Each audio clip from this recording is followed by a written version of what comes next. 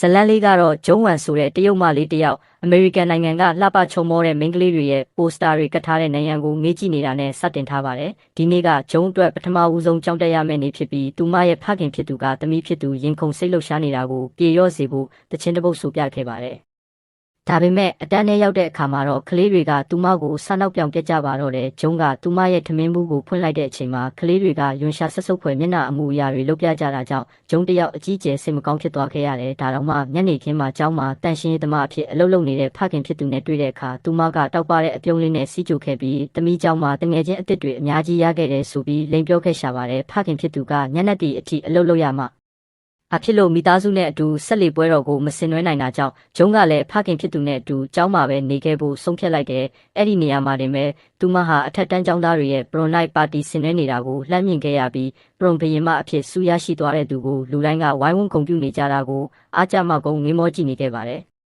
နှစ်အနည်းငယ်ကြာလာတဲ့အခါမှာတော့ဂျုံဟာမိတ်ကပ်လိမ့်ချေရတာကိုအယူမှုဆွဲလန်းလာခဲ့ပါတယ်။သူမဟာ influencer တယောက်ရဲ့ live လွှင့်ဗီဒီယိုကိုကြည့်နေတော့အဲ့ဒီမိန်းကလေးကငါ TV show တစ်ခုမှာခေါင်းဆောင်မင်းသမီးနေရာရထားလို့ပရုံဘရင်မပြိုင်ပွဲမှာဝင်မပြိုင်နိုင်တော့ဘူးလို့ပြောလိုက်တာကိုကြားပြီးဂျုံတယောက်အတိုင်းထက်အလွန်ဝမ်းသာသွားခဲ့တယ်။သူမရဲ့တငယ်ချင်းစီဖုန်းဆက်ပေမဲ့လည်းဖုန်းမကင်ခဲ့ပါဘူး။အဲ့ဒီနောက်ဂျုံဟာသူမရဲ့တရုတ်မျက်နှာပေါက်ကိုလူဖြူမျက်နှာအတွင်းလုံးဝပြောင်းလဲပေးတဲ့ဖော်ပြမရနိုင်တဲ့ဖေတာတစ်ခုကိုစမ်းသုံးကြည့်လိုက်ပါတယ်။အဲ့ဒီအချိန်မှာတင်မဲ့ဖစ်တာဖန်တီးသူစီကနေမင်းဟာဒီဖေတာကိုအသုံးအများဆုံးသူဖြစ်တာကြောင့်တသက်မှာတစ်ခါပဲရမယ့်အခွင့်အရေးကိုရရှိသွားပါပြီဆိုတဲ့ message တစ်ခုလက်ခံရရှိခဲ့ပါတယ်။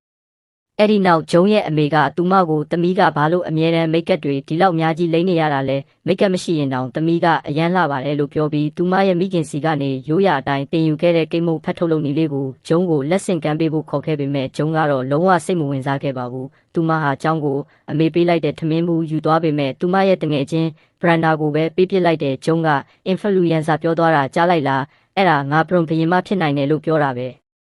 လို့ဆိုပေမဲ့ဘရန်ဒါကတော့ဂျုံအနေနဲ့ဒါတွေမလိုအပ်သလိုအချိန်ဖြုံးလာတတ်ပဲလို့ယူဆခဲ့ပါတယ်။အဲ့ဒီအချိန်မှာပဲနာမည်ကြီး influencer အိုလီဗီယာဝင်လာပြီးရာသီဥတုပြောင်းလဲမှုကိုသတိပြုမိစေဖို့ဖီတာဘန်းဆိုတဲ့စင်ခေါ်မှုပြုလုပ်မဲ့အကြောင်းသိပ္ပံဆရာနဲ့အတူဗီဒီယိုရိုက်ကူးနေခဲ့ပါတယ်။သူမကဆရာရဲ့ NGO အဖွဲ့ကိုဒေါ်လာတက်တူညတောင်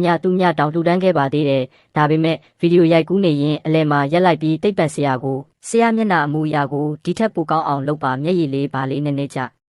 ပြပါလို့စိတ်မပါပဲခိုင်းစေနေခဲ့တယ်။အိုလီဗီယာရဲ့ဗီဒီယိုထဲမှာပါဝင်နေတာကြောင့်ဂျုံကလည်းအပြေးလွှားသွားခဲ့ပြီးဒီစိန်ခေါ်မှုကသူတစ်ပါးကိုကူညီရရောက်တယ်လို့မြင်ပေမဲ့ဘရန်ဒါကတော့ဒါဟာလူမျိုးရေးခွဲခြားတဲ့အတိတ်ပဲမရှိတဲ့အလုပ်လို့ဝေဖန်ခဲ့တယ်။ဘရန်ဒါကအိုလီဗီယာကိုလုံးဝကြည့်မရတာကြောင့်ဂျုံကဒါဆိုရင်ပရုံဘရင်မပြိုင်ပွဲမှာအိုလီဗီယာအဖွဲ့ကိုအနိုင်ယူဖို့ငါ့ကိုကူညီ